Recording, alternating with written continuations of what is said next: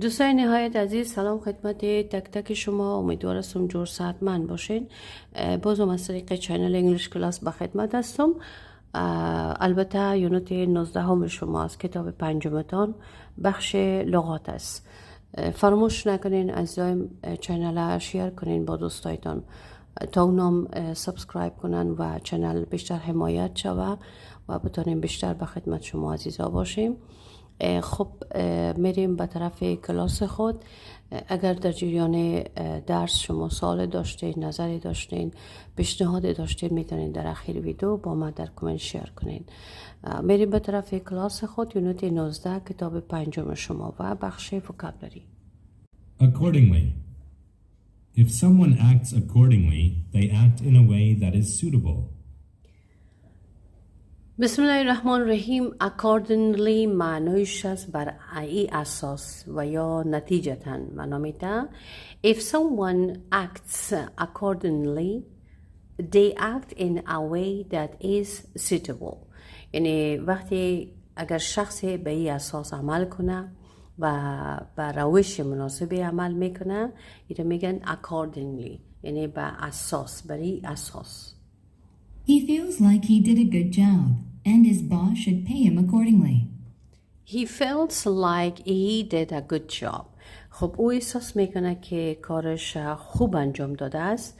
And his boss should pay him accordingly. و رئیسش باید به او، یعنی به همین اساس، به اساس وظیفهش یا به اساس کاری که کرده، باید برش پول بپردازه. If someone acts accordingly, they act in a way that is suitable. He feels like he did a good job, and his boss should pay him accordingly. Anchor. An anchor is a heavy object dropped from a boat to make it stay in one place. Anchor معنیش است امو لنگر یا جسمی که سنگین می باشه. An anchor is a heavy object dropped from a boat to make it stay in one place. یعنی یک جسم سنگین است که از قایق رها میشه تا در یک مکان جا به جا شود. When the ship reached its destination, the crew dropped the anchor. When the ship reached its destination, the crew dropped the anchor. خب وقتی کشتی به مقصد رسید، یعنی در مو جایی که باید میرفت رسید، خدمه لنگر را رها کرد. یعنی یک جسم سنگین است که در یک جای گذاشته شود، مانع حرکت قایق یا مانع حرکت کشتی میشه. خب همین محکم میگیرش. انگر می لنگر یا جسم سنگین معنا میده. Buoy. A buoy is a floating sign that warns boats of dangerous areas. بوی معنیش است، یعنی شناور معنا میده. is a floating sign that warns boats of a dangerous areas. یعنی خودش یک علامت شناوری است که به قایق ها در مورد مناطقی که خطرناک باشه هشدار میده. Don't steer the boat near those buoys. There are rocks underneath the water. Don't steer the boat near those buoys. There are rocks underneath the water. وقتی که میگه امی قایق نزدیک شناورها میشه، یعنی قایق را نزدیک شناورها هدایت نکنید، به خاطر که در زیر آب سنگای وجود داره. یعنی خود بایز معنیش است، اینا علامات شناوری هستند که اکثرا در مورد مناطقی که خطرناک باشه هشدار میدن. Catastrophe. A catastrophe is an unexpected event that causes great suffering or damage. کاتاستروفی معنیش از فاجعه معنا میده. خب is an unexpected event that causes great suffering or damage. یعنی فاجعه یک رویداد غیر منتظره هست که باعث رنج یا آسیب بزرگ میشه.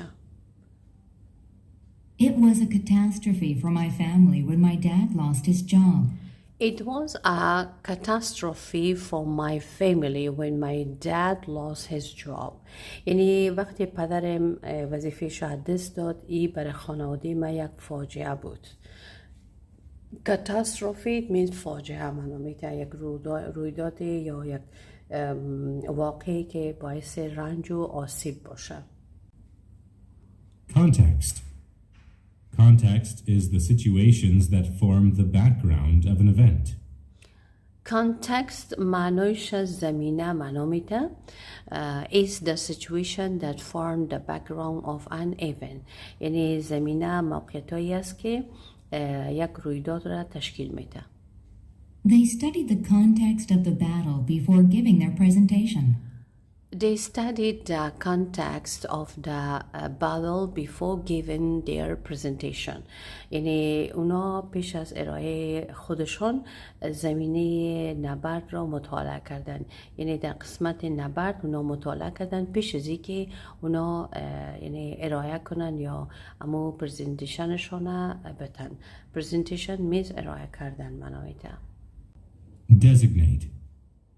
To designate someone or something means to give them a particular description. Designate معنایش از تعیین معنا میده تعیین کردن.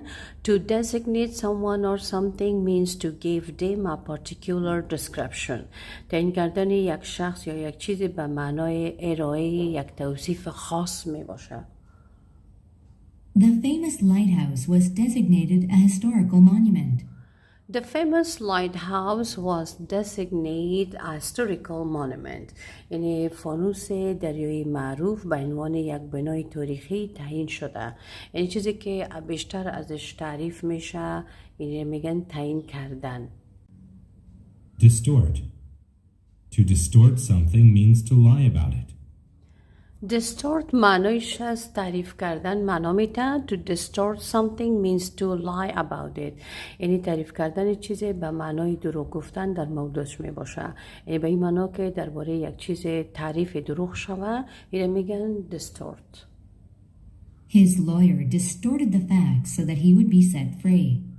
His lawyer distorted the facts so that he would be set free. وکیلش تمام حقایق تعریف کرد تا او آزاد شود. یعنی به شکل دروغ تعریف کرد که تا او آزاد شود. To distort something means to lie about it. درباره یک چیزی که به شکل دروغ تعریف شود اینو میگن distort. Dock. A dock is an enclosed area where ships go to be loaded, unloaded, and repaired. A dock is an enclosed area where ships go to be loaded, unloaded, and repaired. یعنی منطقی را به نام داک یاد میکنن که کشتی ها در اوجا بارگیری میکنه، تخلیه میشه و تعمیر میشه. Huge ship pulled into the dock and the crew unloaded the cargo. The huge ship pulled it into the dock and the crew unloaded the cargo. خب کشتی بزرگ به مو منطقه که قسمت بندر است اوجا کشیده شد و تمام کارگرها آمدن و او را تخلیه کردن. Fore. The fore of something is the front part of it. فور معنیش از قسمت جلو یا پیشرو. The fore of something is the front part of it. قسمت پیشرو یا قسمت جلو یک چیزی را میگن fore. Teacher's desk is at the fore of the classroom. The teacher's desk is at the fore of the classroom. میز معلم در قسمت جلو صنف قرار داره یا در قسمت پیشروی صنف قرار داره. Frequent. If something is frequent, then it happens or is done often. Frequent به شکل زود معنی میده یعنی بار چندین بار. If something is frequent then it happens or is done often. این چیزی که اکثرا اتفاق بیفته ای انجام میشه، یعنی اکثر اوقات اتفاق میفته. While Dad was sick, the doctor made frequent visits to his house. While Dad was sick, the doctor made frequent visits to his house. وقتی که پدر بیمار بود، مریض بود، دکتر یعنی اکثرا به خانه او سر میزد، یعنی زود به خانه سر میزد. Genuine. When something is genuine, it is true or real. genuine معنیش از اصلی معنا میده. When something is genuine, it is true or real. چیزی که واقعی باشه، درست باشه. After the painting was determined to be genuine, it sold for $1 million. After the painting was determined to be genuine, it sold for $1 million. یعنی بعد از اینکه مشخص شد نقاشی اصلی است، به قیمت $1,000,000 فروخته شد. Painting means نقاشی. Grease.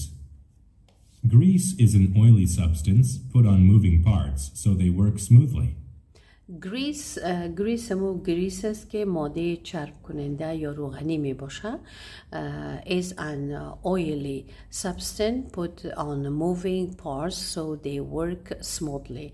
گریس یک ماده روغنی می باشه که در بعضی قسمت های متحرک قرار می گیره و یعنی به نرمی کار میکنه، باعث میشه که به نرمی کار کنه. گریس ماده روغنی را میگن. When I was done working on the car, I had grease all over my hands. When I was done working on the car, وقتی که میگه ما در یعنی روی موترها یا ماشینا کارم تمام میشه یا تمام شد، I had grease all over my hands. یعنی روی دستایم چربی وجود داشت. وقتی که کارم از کار کردن موترها یا ماشینا خلاص شد، تمام دستایم چربی وجود داشت. Grease means روغنی که ماده که چربی می باشه یا روغنی می باشه، اینو میگن grease. Intricate. When something is intricate, it has many small parts or details. Intricate معنیش از پیچیده معنا میده.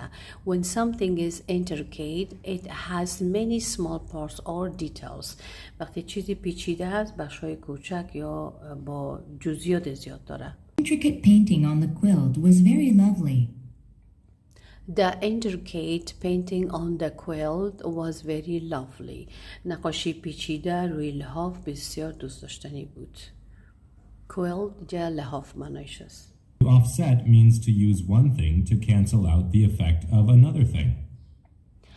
Offset معنیش از جبران کردن و معنا میده و جابجا کردن و معنا میده. To offset means to use one thing to cancel out the effect of another things. یعنی جبران کردن به معنای استفاده از یک چیز برای از بین بردن تاثیر چیزی دیگه می باشه. خنثی کردن. Increased wages are offset by higher prices for goods. Increased wages are offset by higher prices for goods. افزایش دستمزدها با قیمت‌های بالاتر اجناس جبران میشه. Overlap. To overlap something means to cover a piece of it. Overlap something means to cover a piece of it. یعنی همپوشانی کردن معنا میده، یعنی به این معنا که یک بخشش پوشانده شده باشه. The gift on top overlaps the other gift on the bottom. The gift on top overlap the other gift on the bottom.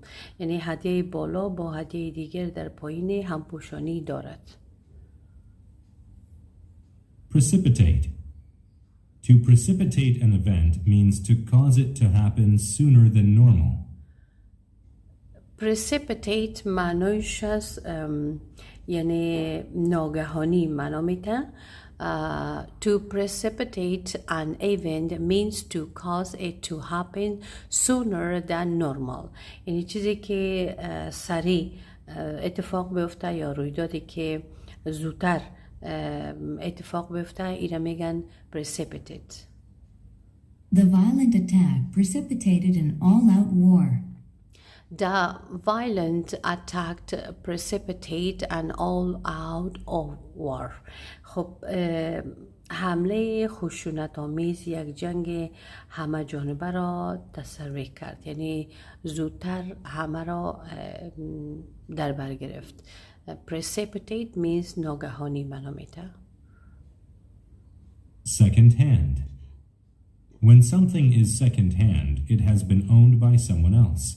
second hand یعنی معنیش است که دست دو معنا میده. when something is second hand it has been owned by someone else. یعنی وقتی چیزی دست دو می باشه مالک شخص دیگر است، یعنی یک کسی استفاده کرده حالا به second hand میشه که شخص دوم باید استفاده کنه. Her second-hand jeans were a bit faded in the front. Her second-hand jeans were a bit faded in the front. خب میگه که امو شلوار کوبایش دست دو اومد و از قسمت پیشرو کمی رنگش رفته. Faded means کمی رنگ رفته را میگن. Slot. A slot is a narrow opening in a machine or container. slot معنیش است یعنی شکاف یا سوراخ میگن. is a narrow opening in a machine or container. یعنی یک سوراخ یا دهانه باریک یا خرد یک ماشین یا یک ظرف می باشه. To operate the machine, put your coins into the slot. To operate the machine, put your coin into the slot. یعنی برای کار با دستگاه سکایتان را در امو دهانه ماشین یا در امو سوراخ ماشین بگذارید. Submerge. To submerge something means to put it below the surface of a liquid. submerge معنیش از غوطه‌ور کردن معنا میده. to submerge something means to put it below the surface of a liquid. یعنی غرق کردن چیزی به معنای قرار دادن اون در زیر سطح مایع از یا در زیر آب می باشه. The whale submerged its huge body into the ocean. The whale submerged its huge body into the ocean. خب میگن نهنگ بدن بزرگ خودش در اقیانوس فرو برد. Tactic. A tactic is a careful plan to achieve something. Tactic is a careful plan to achieve something. خب تاکتیک امی تکنیک میگن، یعنی تکنیک یک کار یا یک پلانی که با احتیاط گرفته میشه به خاطر به دست آوردن یک چیزی، یعنی یک شیوه، یک روش، یک تکنیک، اینو میگن تاکتیک. Sam thought of a good tactic in order to attract more business. Sam thought of a good tactic in order to attract more business. سام با یک تکنیک یا یک شیوه خوب فکر کرد تا بتونه تجارت بیشتر را جذب کنه. خب عزیزایم، این بود درس یونت 19 هم شما خدمت شما تقدیم کردم. امیدوارم که درس مورد علاقه شما قرار بگیره و تا درس بعدی که بازم به خدمت شما عزیزان می باشم شما رو به خداوند یکتا میسپارم. روز همه شما خوش. خداوند یار و مددگارتان.